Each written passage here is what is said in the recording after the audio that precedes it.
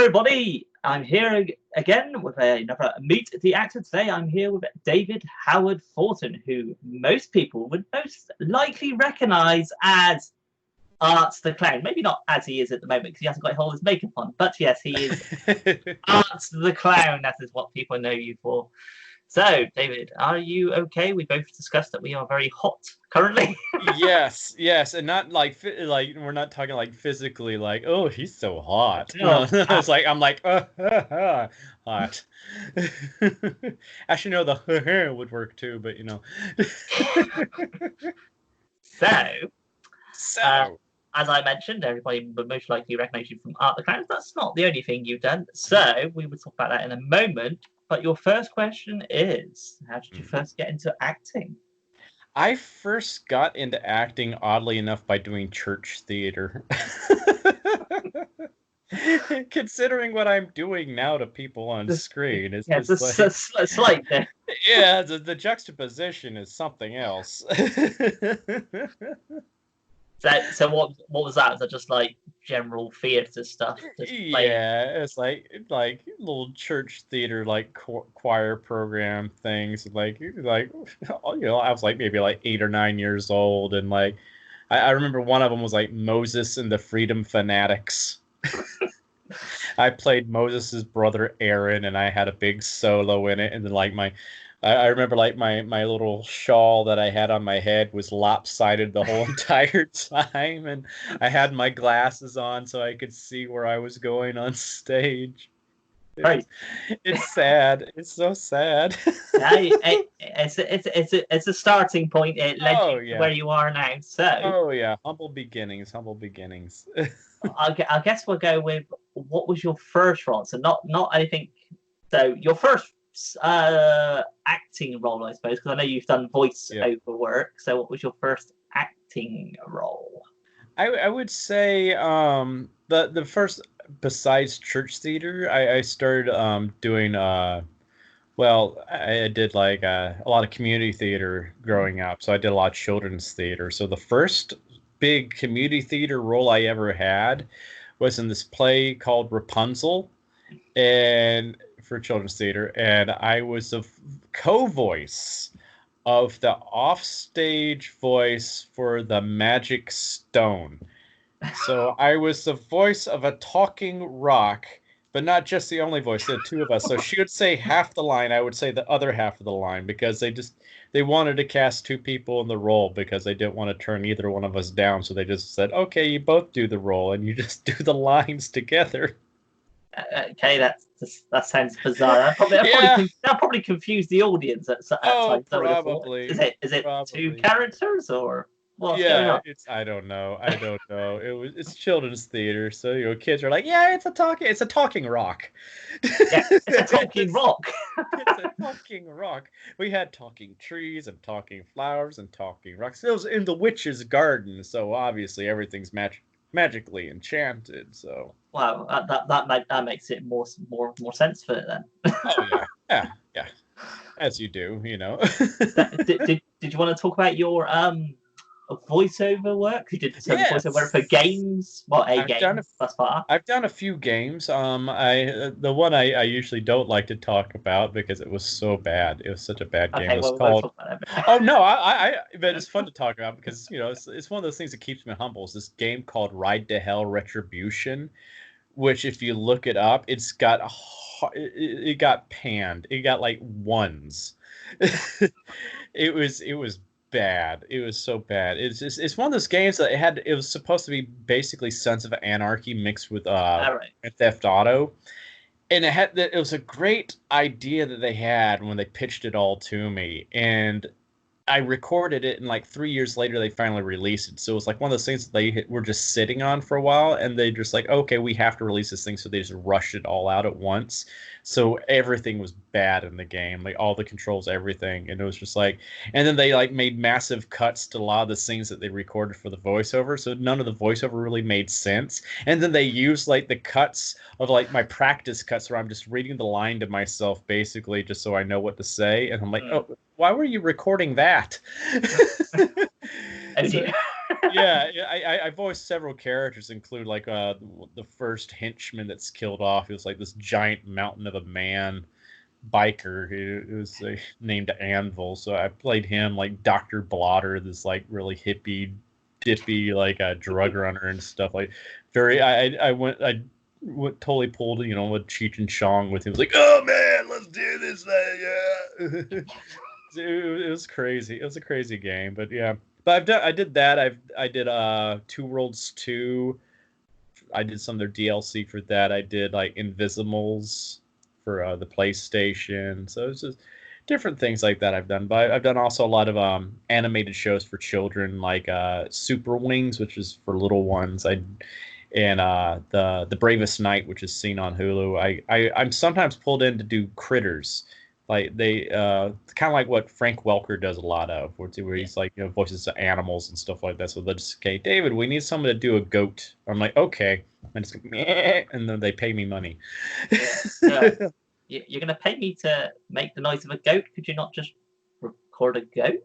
Yeah, I know. I'm not complaining. Exactly. I was gonna say you're not complaining. So. Yeah, because they can't give directions to goats. They go, okay, we want a bat that sounds like you're being dropped by a giant and action and landing in a cloud and go. I'm like, meh. God, these goats are so hard to work with. Oh yeah, they're bad. So, how long have you been doing it then? So, as a on-screen presence then. I would say for the past I started doing voiceover about 10-ish years ago, but I would say on screen I really started about 4 or 5 years ago. So because Terrifier was my first big screen role, but I've done did an episode of Gotham a few years ago as well, so that was fun. So branching out to different things. So yeah, but most of my career was stage. So I toured with How the Grinch Stole Christmas the musical for 5 years. Ooh. Here in the United States and up in Canada sometimes. I was Grandpa Who, and I was also the understudy for the Grinch. And our Grinch was the amazingly talented Stephen Carl, who played Robbie Rotten on the show Lazy Town. He's an amazingly talented physical comedian, so I learned a lot from him. He really helped fine-tune my physical comedy skills, and so it's like, yeah, he was my mentor. And unfortunately, he passed away 2 years ago from pancreatic cancer, which was a huge loss to the industry, because he was amazingly talented man, but also such just a wonderful human being in real life. He was a great father, and he was a great mentor, and he was a great actor, and he did a lot for charities, especially for anti-bullying campaigns and stuff like that. He was just a great person all around. Wow, that's going to be hard to segue away from that, but yeah.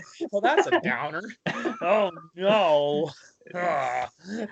So I guess we'll go with so one of the things you was in Gotham. Yes. But maybe something that people don't know is you did play the Joker. Yes, I played the Joker.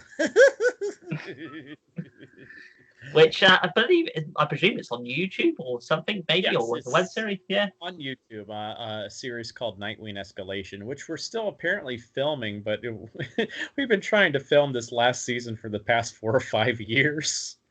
It's one of those things where it's a fan-made project, so it's like we can only film when all of us are free to film, and we were supposed to really film a lot of stuff last fall, but like it was literally like the day or two before we were supposed to film. The venue we were supposed to film at fell through, so it was like, oh. Yeah, and then of course everything that's going on now that you. Oh yeah. Everybody's this whole pandemic has killed the whole entire entertainment industry. So it's just like, it's just like, oh boy, so I know it's not just us, it's everybody. I know like a lot of TV shows are having to delay their next season until next year. So it's just like, oh my gosh, this is crazy. It's like this fall is going to be boring. It'd be full of lots of reality shows, or just repeats of reality shows, which I'm sure like everybody's really looking forward to. Yeah. Yay, more Bachelor. Yeah, Bachelor and I don't know, Love Island and Yeah. Terrible programming, basically. Terrible. Like, it's just cheap, horrible programming with shitty writing, and it's just like, why? It's So like, you're are you on the next mental. you're on the next series of Love Island, are you? Oh yeah, of course. I play a palm tree. I just You're like with a, I don't know, got a microphone on you so that you can bug in to listen to everybody's conversations, like secret conversations. Just don't mind me. I'm a palm tree. Here, have a coconut. It's a role when you're getting paid for it. So okay, yeah. I mean, it was funny because I have played inanimate objects before, not just that magic stone, but like one of my first roles I did as a kid is when I was in preschool. We did a play of the book The Carrot Seed, and I played the carrot and the seed. So I grew, and I think that was like when I really found my love for comedy and shtick and everything, because like I had one of those like little, not paper mache, but like one, that like weird colored paper that they have. All right, yeah. They made my costume out of it, and so I had the green leafy part dangling. So when I'm curled up as the seed, I remember the green leafy part was dangling in front of my mouth, and I just kept going. And it made the audience start laughing, so I just kept doing it more and more. Just started hamming it up, and I was like, I think that's when I really realized that comedy was my thing. So you've kind of gone over what you've worked on, but as I say to everybody, what are you currently working on or plan to work on? Obviously, currently working on is probably not really happening at the moment. But yeah, but I mean, I am currently working on Terrifier 2 right now. We were filming. We were about to finish filming right before the pandemic happened, before we had to go into lockdown. And I think I maybe had like 4 or 5 more days left on set. So we're right now in the process of, because they're opening parts of New York State right now. We were filming upstate New York, in the middle of nowhere, Amish country. So we would be fine out there. So we're trying to figure out when we're going to start filming again. I think it's going to probably be late June that we start filming. So it's like, yay, finally. But like the good thing is like, we were able to film the biggest scene in the movie right before the pandemic happened. So we got the hardest part out of the way, because the scene is nuts. It's got, just so many stunts happening, so many deaths. It's just craziness. It was a nightmare to pull off, but it's gonna blow people's minds when they see it. So I was gonna say, did you want to tell anybody what Terrifier 2 is, or if you're being told to be, shh, don't say anything just yet? I can say a few things. I mean, I kind of look at it as our Terminator 2. It's just right. Like, Terminator was great, but Terminator 2 brought things to a new level. They really upped their game on that movie, and that's what we're trying to do with this. Is like we're really trying to just address the things that people were a little iffy on with Terrifier, like lack of plot, stuff like that, but also retain the same things people loved about Terrifier and bring all of that to another level. And that's what we're doing with this. So it's like we've retained art doing art's thing. Art's still crazy, and we got the crazy bloody kills. I think our kills are even bloodier than this time than the first one. It's oh my god. do you think there'll be any more after this? We're just going to see how the sequel goes, and then kind of go, let's see how that goes, and then go from there. Yeah, we're setting up a lot of things for a third movie as well in this one, because like we're bringing in a really good protagonist into this. We're building up her origins in this one, how she becomes the hero that we need, because Art needs someone that can really go up against him. He needs someone that's he needs the Batman to his Joker, and that's what we're establishing in this. And I love this character so much, and so it's a lot of there's a more narrative element to this one, because we're focusing on her and building her up as the heroine and all that. So it's going to be it's a fun film. That's what I like about it. It's a fun film. We're not trying to be too serious with things. We know what we are, and we're embracing that, and we're just having fun with it. Well, obviously, being that you're Art the Clown, you've become some kind of an iconic status for horror fans now, because of course you have Freddy, Jason, and all the other people, but probably modern day horror icons, there isn't very many quite easily you go, Oh, that's one. But yeah. Art the Clown is one that people would recognize straight away. Whether you're a horror fan or not, you go, oh my god, it's him. So you must be doing something right. I guess so. I don't know. It's just like, because it's not like Hollywood hasn't been trying to get a lot of icons out there. They've been trying for 20 years. It's just nothing's really stuck that well, except for maybe Jigsaw.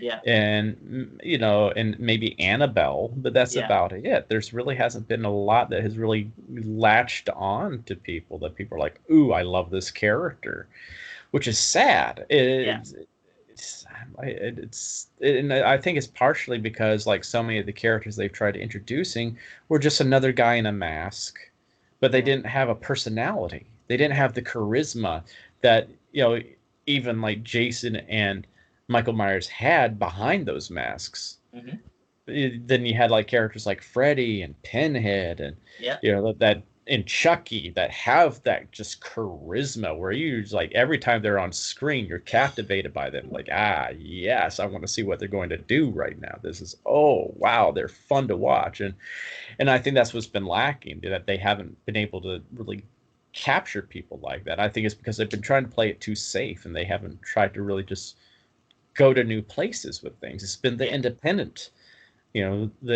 films that have been doing that, and I've seen some really great ones that have had some great ideas, and I'm like, oh, this is a lot of fun. Like the movie The Final Girls, I thought had a great twist on slashers. I was like, it was so much fun. I loved it. The Babysitter, loved that one as well. I was like, they took a lot of conventions, put them on their head and stuff, like the people that are usually the main characters in a horror film, they're the victims, like your jock, your cheerleader, your nerd, all that.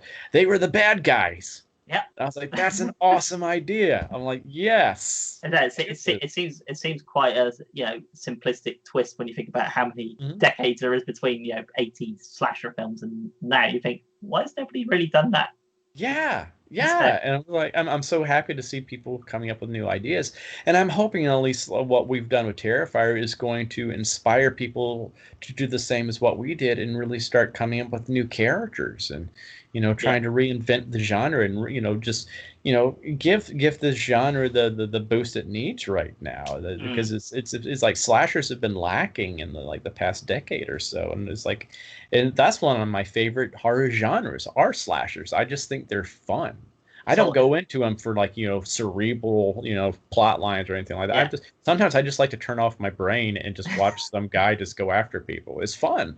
It's all about zombies at the moment. That's all it seems to be. Zombies. Yeah, it's been like that for a while too. It's just No, I've said to a few people, obviously it goes in cycles. So you had found footage films of the Blair Witch Project, and then you had the Paranormal Activity stuff. 80s you had the slashers, and then now it's so-called zombies. Yeah. But when you start seeing Disney come up with their own zombies programs for kids, you kind of like the threat's kind of gone now.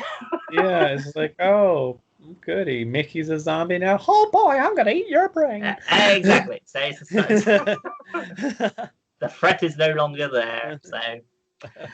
So we know that you're now a fan of slasher films. Oh, very much so. Very much so. What if you was to say your biggest horror icon then slasher wise? You can't say yourself. Oh yeah, no, I'm not. The Clown, obviously. No, that would be that. No, I can't do that because there's so many greats that came before me. I'm like, Art is basically an amalgamation of all the greats that came before him. There's little bits of every horror slasher icon in Art the Clown. He's like a tribute to all of them. So no, he can't be the best. To me, the best is Freddy Krueger. I think that is the most creative concept ever come up with for a slasher villain, because one, he's fun to watch, he's so charismatic, he's scary as hell, he's got an amazing backstory which took like 5 films until you really found it all out, but also the concept about him is just so incredibly creative and terrifying, because Mike Myers and Jason and those guys, they all exist in the physical realm. Mm-hmm. You can run away from them. You can just hop in a car and get the hell out of Dodge and go to Mexico if you have to. Freddy Krueger, you can't escape. Nope. You have to sleep. Everybody has to sleep. And that's terrifying.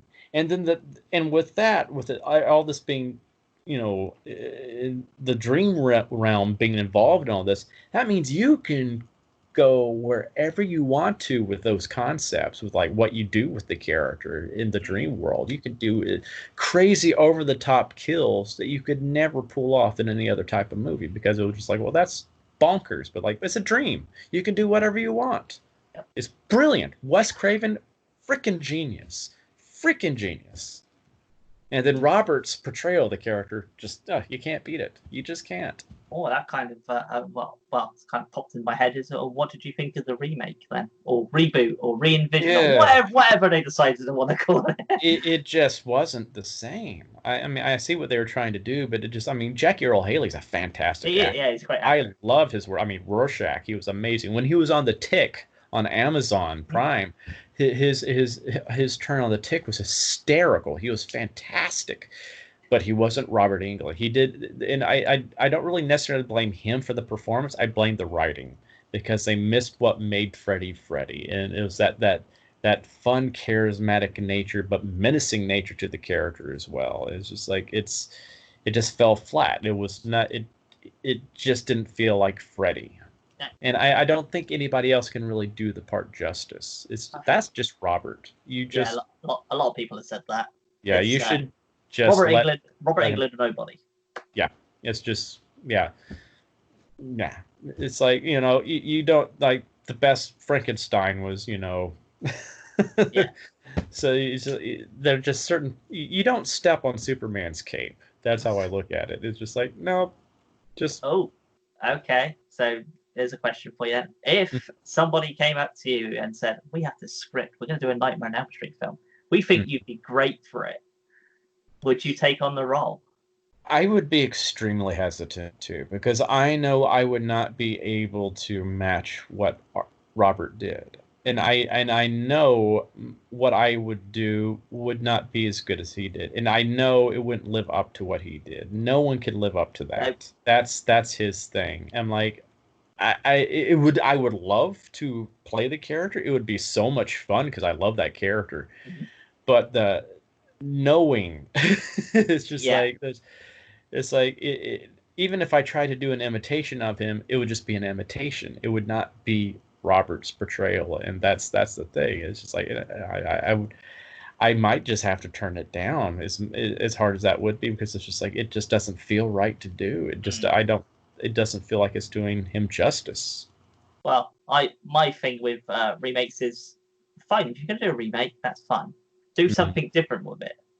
If you do something different. Don't just go, we're gonna remake it, beat for beat, or we're just gonna take certain things and that's it, because then majority of people just watching it and going, yeah, I remember that in the original one.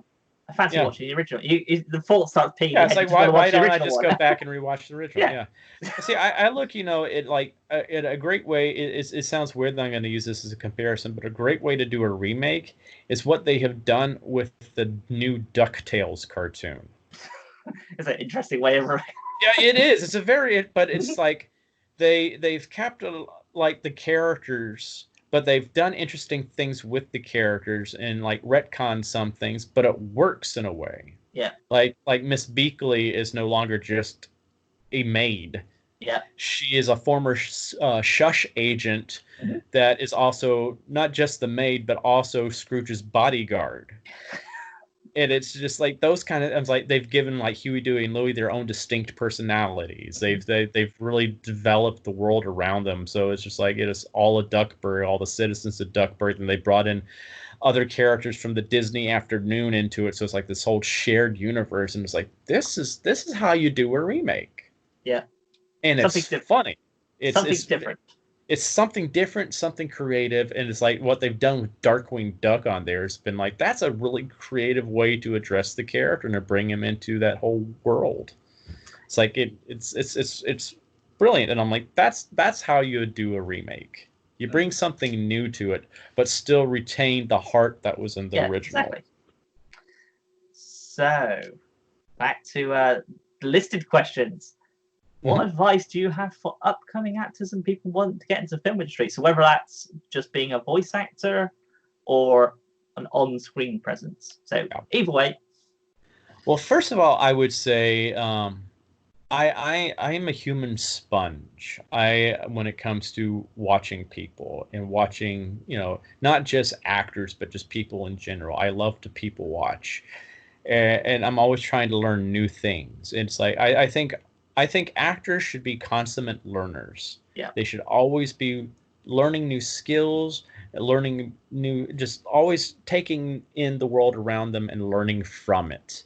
And I mean, I love, that's why I watch so many movies and video games stuff, because I'm learning things from different actors, even the actors I work with on screen. I'm always putting things in my head, remembering things that they did. I'm like, okay, I'm putting that up there for later use. So I'm like, that's brilliant. I like that.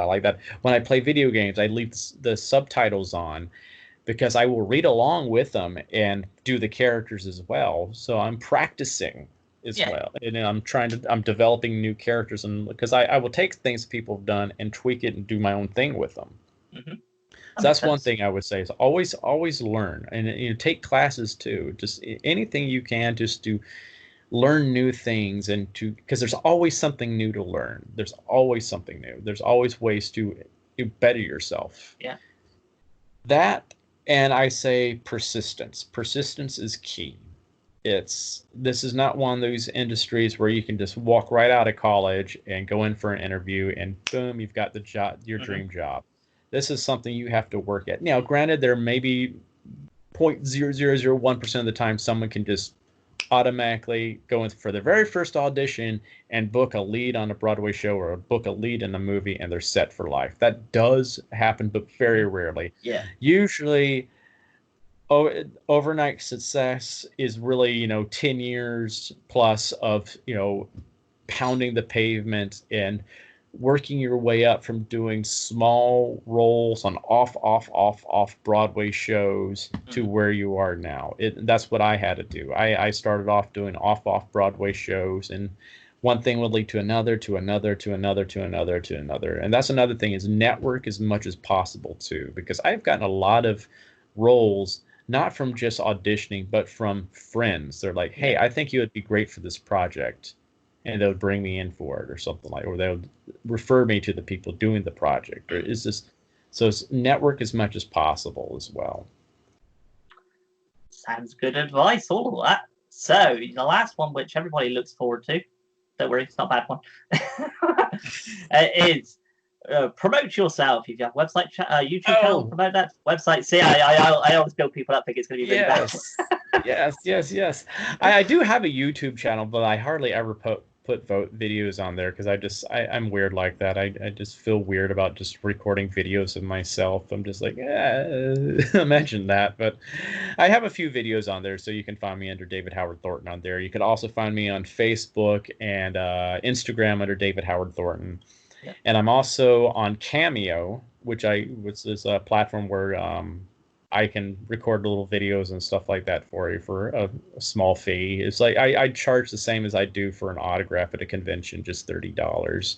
So I've been doing a lot of those since conventions aren't happening right now. So I have that as well. So I'm on that under David H. Thornton. Yeah. So, yeah. I used to be on Twitter, but no longer. I was a bad boy. You got booted by. I got booted for my use of a metaphor. It was very silly. It was just like, really, someone took the metaphor I use literally, and they're like, "Oh, you're off of here." I'm like, that was a metaphor. Yeah, I said someone should be tarred and feathered, and I'm like, that means to be criticized harshly in public. So basically the PC brigade came in.